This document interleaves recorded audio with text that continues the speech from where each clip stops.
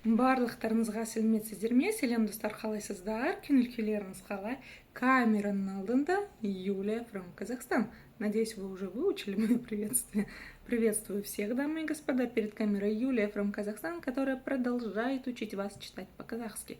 Итак, вот из этой вот книженцы сегодня мы с вами, вот она, продолжим учиться читать по-казахски. И сегодня у нас вот такое вот интересное словосочетание.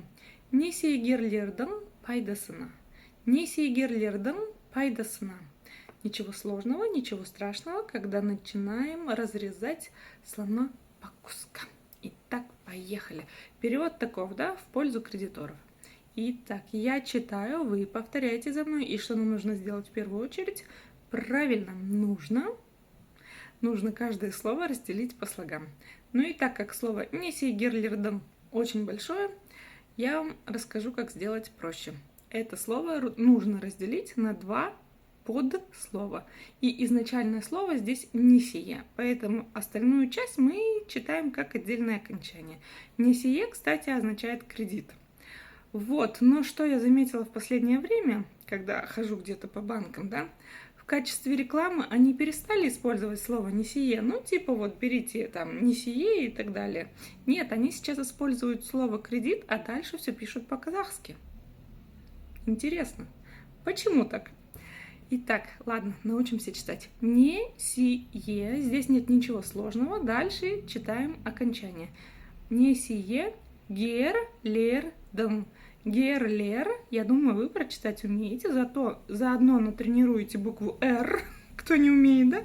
Герлер и окончание «дың». Палочка с точкой – это нечто среднее по мягкости между буквами «ы» и «и». Несиегерлердің. Прям попробуйте через «ы». Несиегерлердің неудобно. Через «и» несиегерлердин тоже неудобно. А вот палочка с точкой – это самая мягкость, которая нам необходима. Несиегерлердің. Ну а как же прочитать букву «н» с хвостиком? Вспомним английский язык. Буква «н» и буква «g» в таких словах, как English, good morning, good evening, как раз-таки дают вот это вот носовое звучание буквы «н».